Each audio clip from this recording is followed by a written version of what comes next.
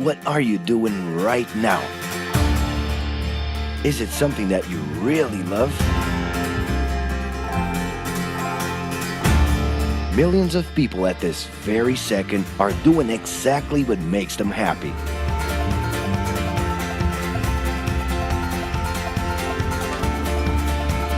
But wait a minute. You spend a big part of your life working. And any job has the potential to drive you insane. I think this is a good time for a break. But, of course, there's a bright side.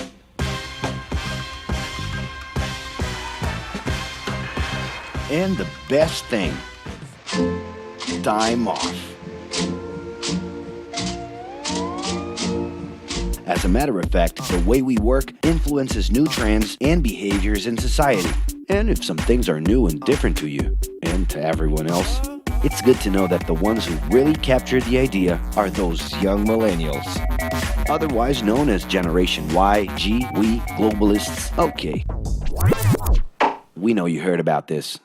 They represent a new workforce in the global market and have high aspirations. Half of them already have or plan to open their own businesses. Because of their digital, liquid, and collective mindset, they are affecting the way we produce and work in the future.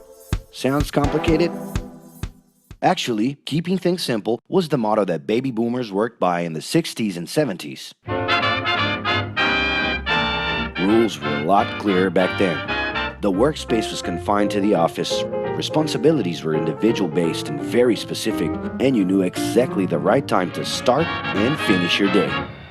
At that time, after the World Wars, the institution represented the security that everyone was dreaming about. Because of this, it made total sense to be a company man and respond well to linear and hierarchical structures.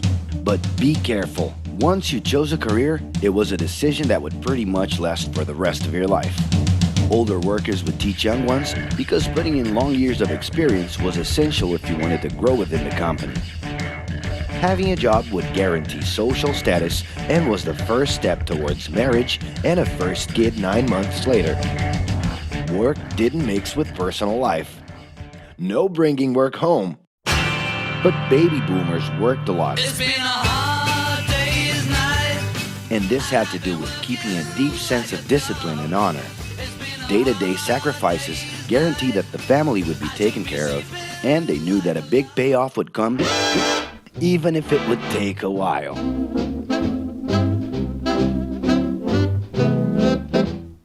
However, Generation X redefined the time relationship between work and reward. Super confident, extroverted, very competitive, and doing everything in their power to achieve quick growth, these guys were always on the lookout for better offers. A profitable idea could easily put them into a leadership position based on meritocracy without taking their experience into account. As they searched for more ways to personally stand out and be professionally independent, they relied on degrees, including MBAs and PhDs, to get ahead of their competitors. Pressure, pushing down on me, pressing down on you. No man has spoken. In this more individualistic style of thinking, a nice wardrobe and a business card could help them close better deals and expand their network. Being in the right place at the right time is what would define the work schedule. Business time was extended into the happy hour. This mix between personal and professional life turned a workaholic into someone who was admirable and even sexy. In the grace of your love. The winner was whoever could get onto the board of directors in the shortest time possible I can do anything if I can just get a chance. and thus immediately live out the pleasures of this achievement. You own the money, you control the witness. I'll leave you lonely, don't monkey with the business. But today, the journey's a little different. It really seems more important to have fun on the ride than to make it to the final destination.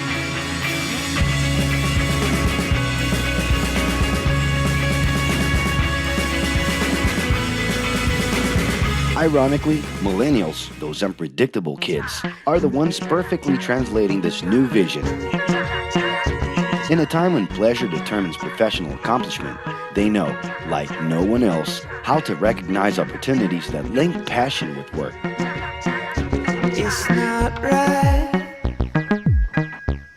but it's now or never. The creative economy, new professions, an entrepreneurship boom, and the new collective power are painting a brilliant and never-before-seen scenario. No wonder millennials are so impatient. The speed at which they connect with the world sets the pace for their work relations. Projects that only will make a difference in the long term just don't stimulate them.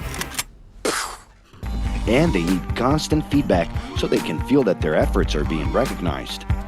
It's great. I love it. The traditional pyramid inside of companies doesn't really fit with these anxious young people. They're excited about working with older generations, but only if the relationship is on equal terms and with mutual respect. It's all about exchanging knowledge, no matter your age. Being that millennials find empowerment in discovering things on their own. It's natural for them to diversify their channels and seek out informal types of education instead of simply picking out a major. In the end, professional commitment is not just a norm. It's something that naturally comes from truly engaging experiences. Besides having a job, it's become more important to have a purpose that can be carried out in different forms at the same time. Mobility, shared workspaces, home offices, and the possibility to create your own hours make work always present, anytime and everywhere. For that reason, people with different work styles are having more freedom to tap into their talents, and even those with introverted personalities can transform their ideas into million-dollar businesses. Yes, you can stay in your pajamas as long as you maintain an updated and attractive profile across your social network.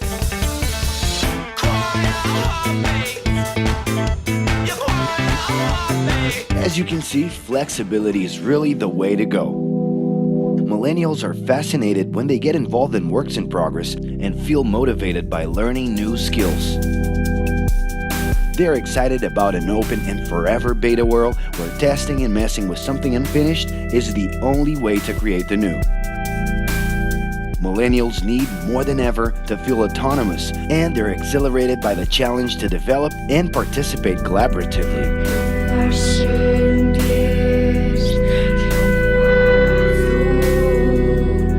They can change direction quickly and don't let attachments hold them back. It's about living better in the present with no illusion that the future can be controlled.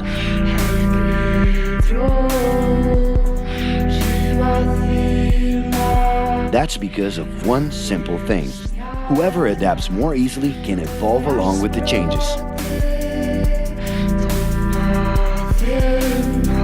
And if you feel overwhelmed by everything so far and are looking for the right answer, well, sorry, we're still going to ask you another question. Are you doing what you love right now? No. So start.